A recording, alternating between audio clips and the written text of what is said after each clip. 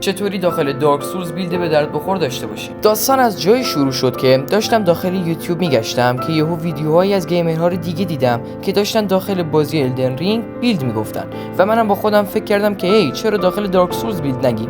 تازه هیچ کس هم حرکتی مثل این نزده و یا خز نشده. سر همین خواستم که برای اول کار هوای تازه کارا رو داشته باشیم و اومدم یه بیلد که خوراک اول گیم شروع کنیم. اولش برید پیش این با مقدار تقریبا سول زیاد و اینا رو ازش بگیرید. بعدش داخل آندرد بور کمی چرخ بزنید، یه بلک نایت میبینید که جلوش یه لوته. پرو پلیر که میدونه حرکاتشو با سلاح اول گیمش با پری و بک استپ میکشتش، ولی برای کسایی که اول کارن توصیه میکنم با سول کم برید سراغش، نایت رو ردش کنید و اون لوت که این رینگر رو بگیرید و اگر تونستید بلک نایت رو بکشید، اگر نه بذارید بکشتتون. کاربردش اینه که وقتی اچ پی خیلی کم باشه دمیجتون رو بیشتر میکنه. بعد اون با شاکری دری که کلید میخواد و باز کنید، تو همون محدود است. اگر نمیدونی شاکری رو چطوری داشته باشید تو کامنت بهم بگو تا برات ویدیو بعدی بگم.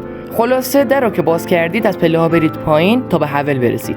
با هر بدبختی که هست بکشیدش. نقطه ضعفش برق واقعا سرسخته. بعد اینکه کشیدش رینگشو دراب میکنه که یکی از حیاتی ترین رینگ های کل گیمه و دکستریتیتون رو 50% افزایش میده. برای آرمور برید و این ویدیو رو تماشا کنید. برای ماجیکا برید به نیولاندو و همون جا که پایین اومدید رو بگردید. کنار پرتگاه پله هست. برید پایین تا به این ام پی سی برسید و ماجیکاشو چوبشو بگیرید و بعد نوبت میرسه به کلیمور. طرز گرفتن این شمشیر رو هم داخل این ویدیو گفتم. خروجی کار میشه این. با این بیلد میتونید نیم ساعت زنگ اول و شمشیرش اگر ارتقا پیدا بکنه زنگ دوم حتی به صدا در بیاری. همین دیگه. اگر از ویدیو خوشتون اومد و یه کارآمد بود لایک کنید لطفاً و اگر نقد، نظر، مشکل و گیری داخل گیم دارید تو کامنت ها بگین، همه رو جواب میدم. و لطفاً هم اگر میخوای در مورد دنیای سولز آگاه‌تر شی اون دکمه سابو بزن و بهم انرژی بده. خیلی دوستتون دارم. بدرود.